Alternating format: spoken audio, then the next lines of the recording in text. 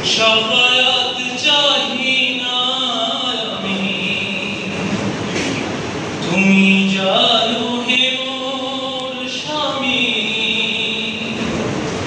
শাফায়াত চাহি না আমি, আমি শুধু তোমায় চাহি, তোমার মহব্বত হযরত, তোমার মহব্বত,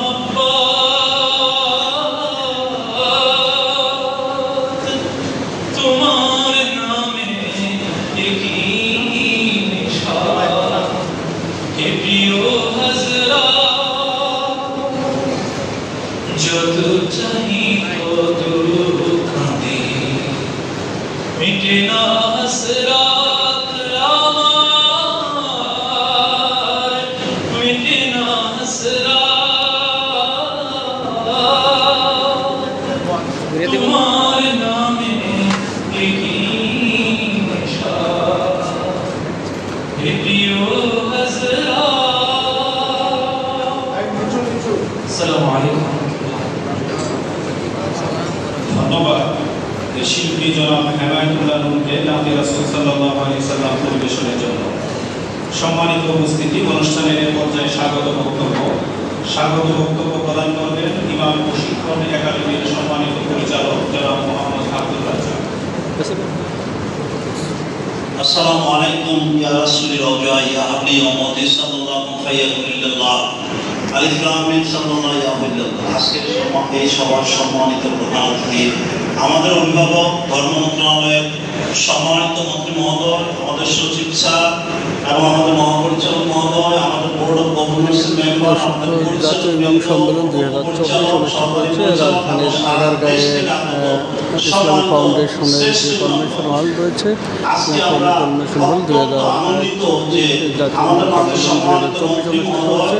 এর প্রধান অতিথি হিসেবে উপস্থিত আছেন ধর্ম মন্ত্রণালয়ের মাননীয় ফরিদুল হক খান এমপি, তিনি কিন্তু এখানে প্রধান অতিথি হিসেবে উপস্থিত আছেন। ইমাম সম্মেলন আমরা করেছি মাননীয় প্রধানমন্ত্রীর মাধ্যমে গত কিছুদিন আগে 23 সাল পর্যন্ত। এবার 29 ইমাম সম্মেলন জাতীয় পর্যায়ে শ্রেষ্ঠ হয়েছে, তারা এসেছেন জেলা বিভাগীয় পর্যায়ে, জেলা পর্যায়ে।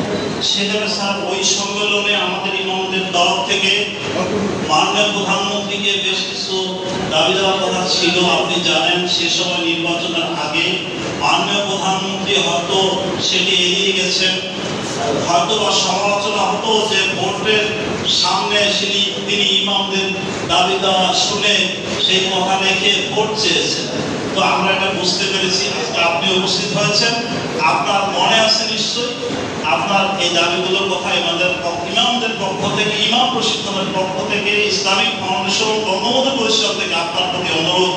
আল্লাহ আপনাকে ইজ্জত দিয়েছে, আপনি অনেক প্রজ্ঞা এবং নিষ্ঠাবান, আপনার কাছে দাবি ইসলামিক ফাউন্ডেশন এগিয়ে চলছে, এগিয়ে যাবে। এবং ইতিমধ্যে আমরা বেশ কিছু পদক্ষেপ হাতে নিয়েছি। দুটি কথা রাখবো স্যার আপনার কাছে। একটি হলো হালাল পানি, যেটা ইমামদের কর্মসংস্থানের সুযোগ হবে, আপনি এটি স্যার ঘোষণা দিবেন। আরেকটি হলো স্যার আমাদের যে ছোটখাটো সমস্যা আছে স্যার, আপনি হজের পরে এসে আমাদের সচিব স্যার আছেন, স্যার আপনি আমাদের এই সমস্যাগুলো সমাধান করবেন ইনশাআল্লাহ। আপনি ভালো করে হজ করে আসুন, বাংলাদেশের মানুষকে নিয়ে আবার ফিরে আসুন, আমরা আপনার কাছে যাবো স্যার, আমাদের সমস্যাগুলো নিয়ে আপনি ইনশাআল্লাহ এই সমাধান করবেন। সবাইকে ধন্যবাদ। আসসালামু আলাইকুম ওয়া রাহমাতুল্লাহি ওয়া বারাকাতুহু। ধন্যবাদ সম্মানিত পরিচালক ইমাম প্রশিক্ষণ একাডেমিকে তার স্বাগত বক্তব্য প্রদানের জন্য। সুধীমণ্ডলী, এখন ইমাম প্রশিক্ষণ একাডেমির কার্যক্রমের উপর একটি ভিডিও তথ্যচিত্র দেখার জন্য সকলকে আমন্ত্রণ জানাচ্ছি।